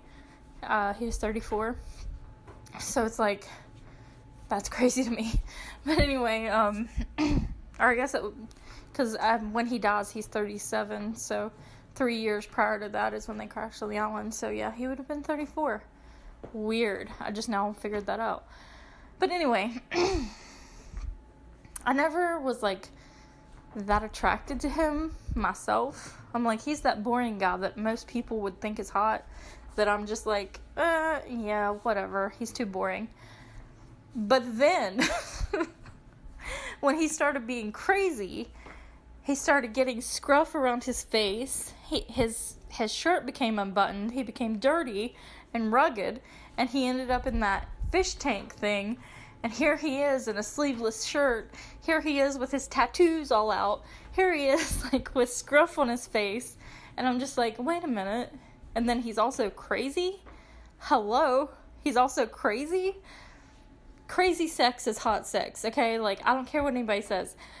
Jack, at his craziest, when he's just about to explode, you go to the island, you pick out one guy, you can have sex with him. Tell me you're not going to pick Jack, who's on the edge of losing it, because he is going to let that out all on you, and it's going to be awesome. I'm just saying, Jack, when he's, like, about to lose his mind, And he's so mad and he's so frustrated. And you're just like, if he takes that all out on you, imagine it. I'm just saying. He takes out all his crazy, all his frustrations on one person. That's going to be mind-blowing. He is going to destroy her, whoever she is, that lucky girl. He's going to destroy her. And I'm just like, that's hot. That's why Jack is number one. Because he's crazy. And I'm not talking about, like, if you dated Jack. Because if we're talking about dating somebody, I would probably put him at, like, number 4 or something. But maybe a little bit higher because, for one thing, okay, Jack is a doctor. He studied the human anatomy.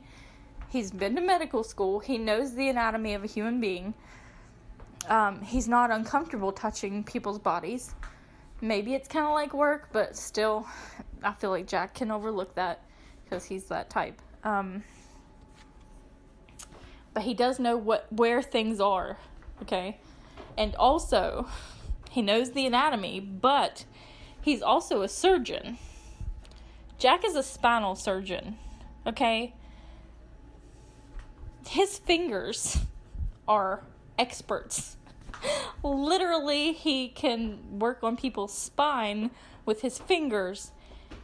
He can be accurate and precise in ways that most people cannot because he's a spinal surgeon, okay? He's a spinal surgeon. He knows the anatomy of the human body. He can be precise and accurate, even though, not at golf, even though he thought he could. But anyway, that's a little thing that happened. Okay, he's a spinal surgeon, so he knows where things are. He knows how to get to them, and he can get to them, and he can be precise about it. On top of the fact that he is absolutely out of his mind insane, and will take all of his insaneness out on somebody at some point, and you just, you would want it to be you. You know what I'm saying? Like, as far as somebody saying, like, here, I'm going to drop you off on this island to have sex with one of the guys there, who do you pick? Who would be worth it? Who would be the best? You say Jack Shepherd. Because he's crazy. I mean, the doctor and surgeon thing, too, would improve. And he's hot. His body is hot. I didn't pay much attention to that as much before I realized he was crazy. But once I did, I was like, yeah. You start looking at somebody over again. You're like, hey, you. And that's another thing that makes him hot is the fact that it's a surprise. You know what I mean? That's something Jack actually said. The hot thing is, like, he's not in your face hot. You don't just look at him and think he's hot. You just look at him and like, oh yeah. But when you finally realize how hot he is, it's like a surprise. It's like, hey, that guy is sexy. I'm surprised by that. It's shocking. Never realized it before. He's sexy as heck. He's the type of guy that you could take home to your family, and while you're sitting at the dinner table, he's all proper. They're like, oh, you're a doctor dating my daughter, huh? And he's the good guy, but they don't know. Nobody there. They think he's this good guy. They don't know what he's really like. He's hiding his, sexiness and bad boyness all underneath it. So that's hot. You know what I mean? Like, there's so many things. It's like he's sexy, but as a surprise. And when he first lands on the island, he's clean shaven. He's got the short hair. He's wearing a suit. You're like, yeah, sure, he's a nice looking fellow. He looks like a good guy. Nice, professional, whatever. Things start happening. He starts losing his mind. He stops shaving. He gets rugged. He gets mad. The sexiness just like tears out of him like a wild animal. And he becomes almost like feral. You know what I mean? Like, he's so out of his mind that he's nearly on the brink of feral.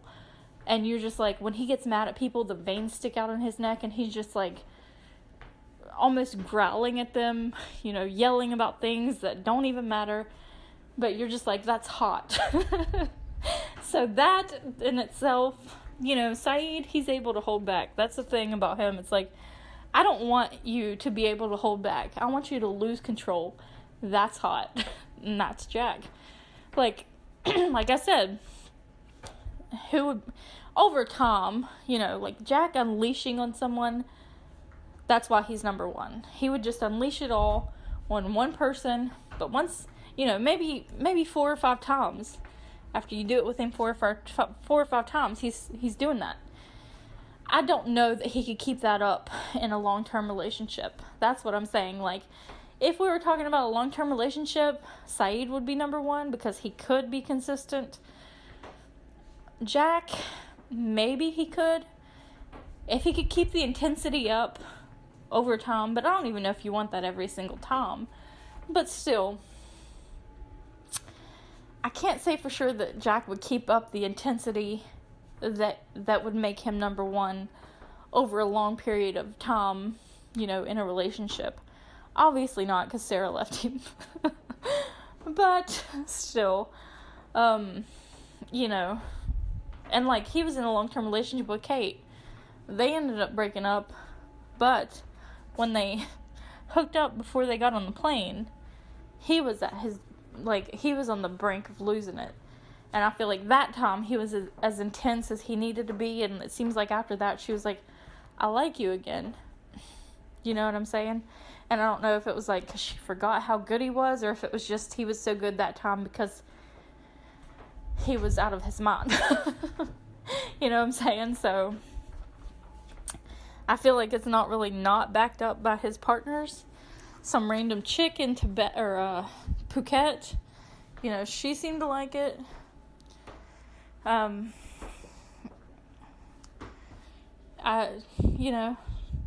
I feel like,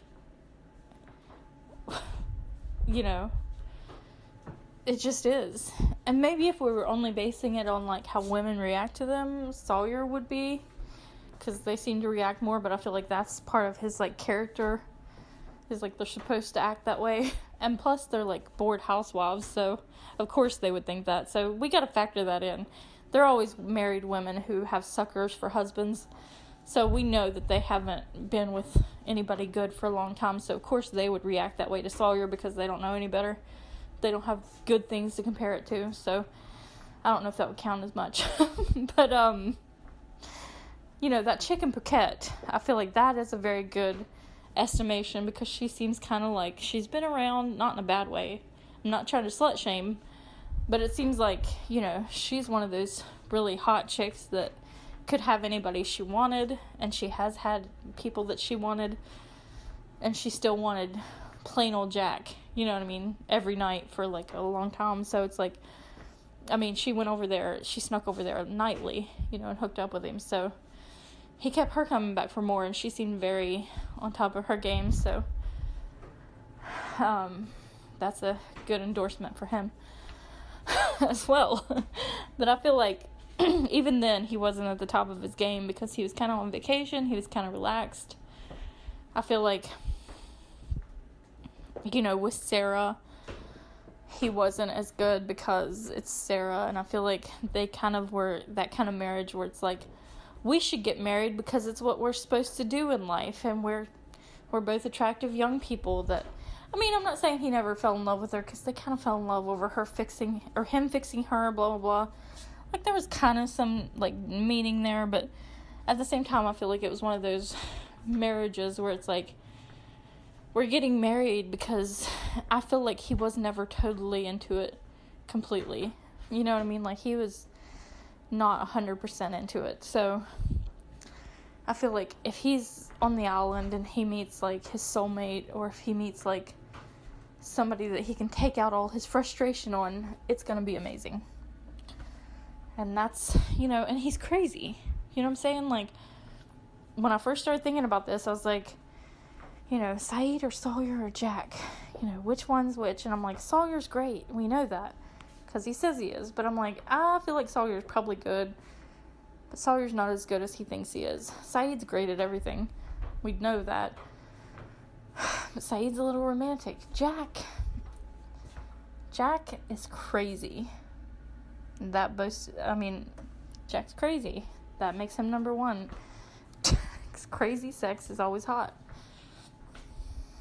As long as you can make him crazy beforehand, he's gonna be number one. Put him in a situation that will drive him insane. Maybe, look at him and be like, Jack, you have what it takes. His trigger word. Then let him go at it. And he's gonna be number one. So, there you have it. I feel like most people that watch Lost,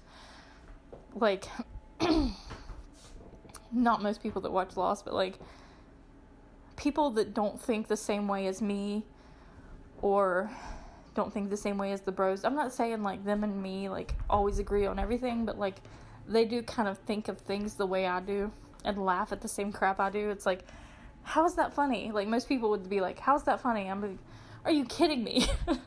The Heather Hogans of the world who laugh because Noel Kahn's head rolled down the stairs, that kind of person. I don't feel like a lot of people that watch Lost, because a lot of people have watched it, I feel like there's outsiders, let's face it, we're the outsiders. I feel like normal people, let's just call them what they are. I feel like normal people would listen to this and be like, first of all, I don't feel like a lot of normal people realize how crazy Jack is, and it disappoints me. Disappoints me greatly. I feel like they watch it and they're like, Jack's a good guy who's a hero, and they don't ever realize that he is absolutely a maniac. He's insane. He's out of his mind. He's not okay. I mean, he is suicidal, for one thing, for most of the show, really. In some ways, he does not care. He's insane. He's always been insane. It's not just because of the island. He was insane long before he got to the island. I mean, he stalked his ex-wife. He beat the crap out of his dad at AA. He is insane. He's been insane for a long time. It's just who he is. He's always been insane. He has anger issues. There's a lot of stuff. Which is why he would be terrible to be in a relationship with. But, I mean, just saying, he would be terrible in a relationship. It would be, hell on earth. I feel like Kate was miserable in their relationship, especially when he gets mad because she does something for Sawyer. It's that's basically his deathbed request. I mean, he didn't die, but he might as well have been to the rest of the world. So it was almost his last request before dying almost was for her to do that. And it's how dare you even expect her not to do what he asked whenever that's the situation. It's crazy. Jack gets so mad, and I'm like, are you serious? That kind of made me mad that he got mad. I'm like, this is borderline mental abuse. He's insane. But anyway, I would definitely not want to date him. If I could date anybody, it would definitely be no. It would be Syed. Maybe Sawyer, I don't know, but definitely Syed would be the number one person to date. He'd be perfect in every way. But, anyway, that's my list. It's just 2 hours long. Got to talk about John Locke and how he would be in bed. I never expected myself to ever do that. That's horrible. Anyway, I'm going to try to make this into a video and put it on YouTube. Hopefully I can. And that's it. I tried to even look this up, and they just had terrible lists of who's hot from that show, and it's number one is Booed, and I'm like, you guys don't know what I'm talking about. Anyway, none of them were good, so I had to make one of my own. And that's it. Bye bye.